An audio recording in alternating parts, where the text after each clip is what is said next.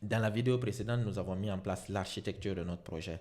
Dans cette nouvelle étape, nous allons créer notre dépôt sur GitHub et envoyer notre code à travers Git.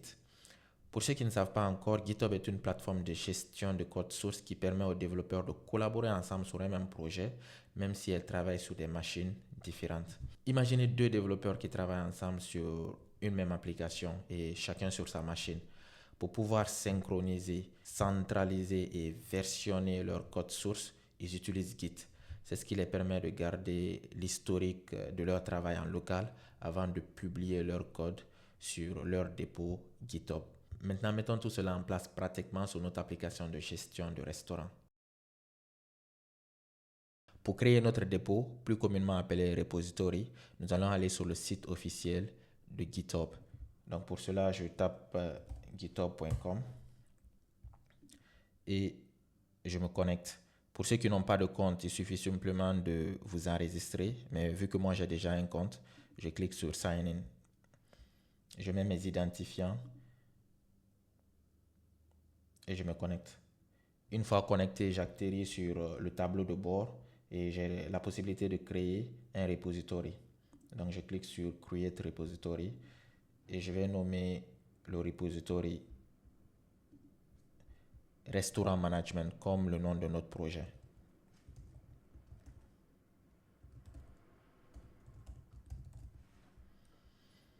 Par la suite, j'ai la possibilité de rendre le dépôt public ou privé. Pour le moment, je vais le rendre privé. Par la suite, quand on va terminer le projet, je vais le rendre public. Parce que lorsqu'il est public, tout le monde a la possibilité de modifier le code source. Donc pour le moment, je le rends privé. Ensuite, vous avez le fichier git ignore. On peut garder un template, soit Angular, mais pour le moment, on va juste le garder comme ça. Alors, git ignore, c'est pour pouvoir ignorer les fichiers qui peuvent être envoyés sur notre dépôt. Lorsque vous êtes en train de pusher votre code source, vous pouvez ignorer certains dossiers, comme par exemple des dossiers de package. Pour le cas d'Angular, par exemple, ce sera Node module. On n'a pas besoin que ça soit pushé sur un dépôt distant.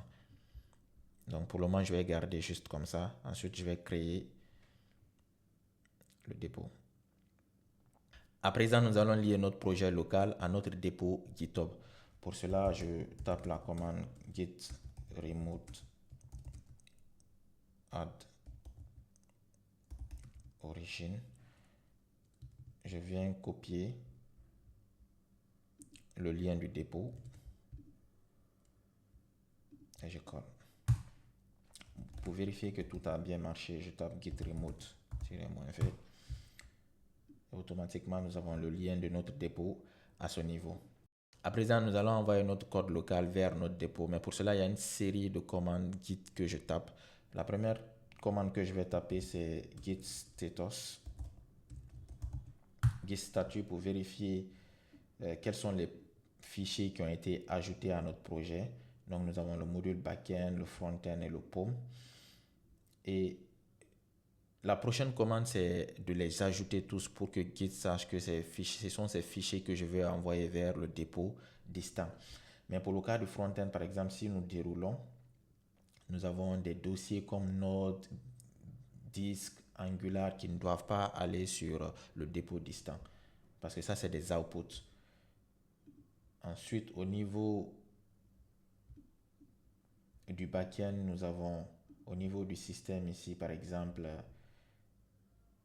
le dossier des ressources statiques aussi qui ne doivent pas partir. Donc, il faut que j'ignore tous ces fichiers-là dans mon git ignore. Donc, pour cela, je viens dans mon git ignore ici, je précise le chemin de tous les fichiers que je veux ignorer pendant le push. Donc, le premier dossier que je vais ignorer, c'est le node.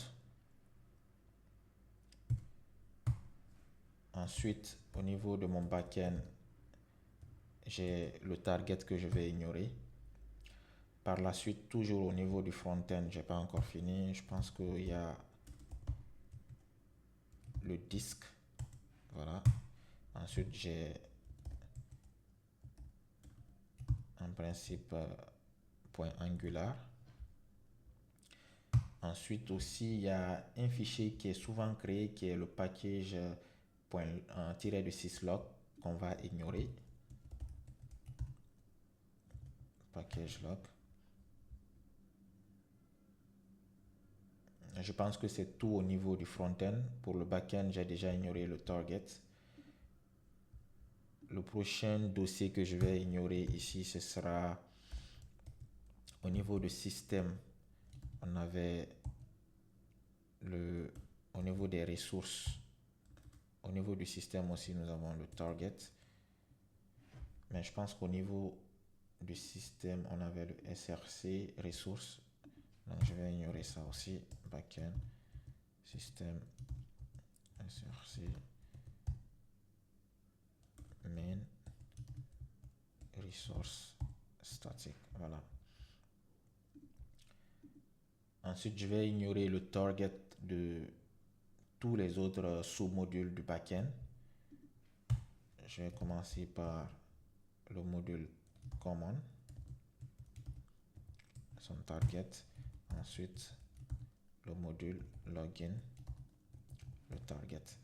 Donc, au fur et à mesure qu'on va rajouter de nouveaux modules, on va ignorer leur target parce qu'en fait, c'est des dossiers de sortie. Lorsqu'on push le code, notre collègue développeur n'a pas forcément besoin de notre output parce que lui aussi, à son tour, il va générer son propre output.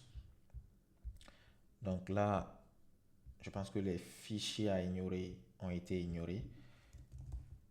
Donc, je viens pour ajouter les fichiers nécessaires. On a la possibilité d'ajouter fichier par fichier. Mais en réalité, ce n'est pas pratique. Pourquoi? Parce qu'on a énormément de fichiers qu'on a créés. Donc, pour ajouter tous ces fichiers d'un seul coup, on tape la commande git status point. Oh, pas git status, sorry. C'est plutôt git add point. Voilà. Si je reviens taper git statut, vous verrez que tous ces fichiers ont été rajoutés. C'est pour cela que ça passe au vert.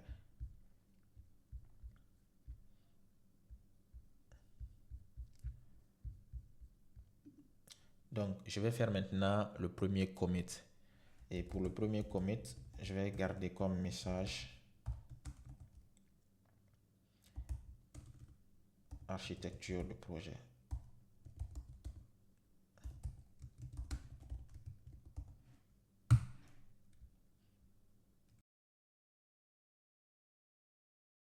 Nous allons à présent envoyer notre code local vers notre dépôt GitHub. Pour cela, je tape la commande git push. Ici, j'ai un message d'erreur parce que Git n'arrive pas à reconnaître la branche sur laquelle elle doit pusher le code source. Elle ne trouve pas la branche master parce que lorsque vous créez un nouveau dépôt sur GitHub, la branche par défaut, c'est la branche main. Dans notre cas ici, quand je tape git branch, vous verrez que j'ai la branche master.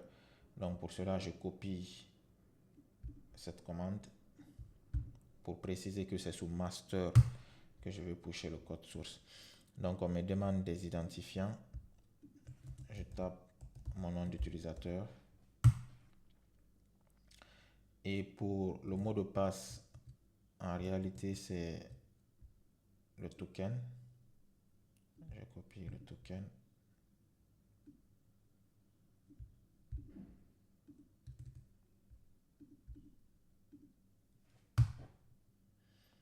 Voilà. Donc, comme vous pouvez voir,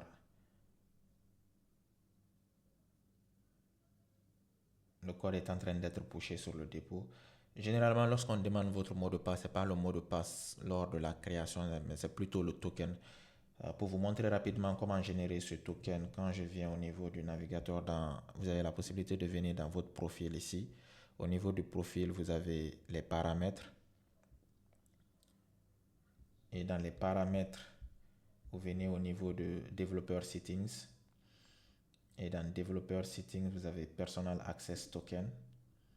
Ensuite, token classique. Vous avez la possibilité de générer un nouveau token. Donc, dans mon cas, j'ai déjà généré mon token. C'est pour cela que je l'ai noté à ce niveau-là. Donc, dans votre cas aussi, vous pouvez générer votre token de cette façon. Donc, je reviens au niveau de mon dépôt. On va vérifier si le push est complété. Je vais actualiser le dépôt et on va voir. Et comme vous pouvez le voir ici, nous avons tout notre code source qui était en local sur notre dépôt distant avec le nom du commit qu'on avait ajouté, architecture de projet.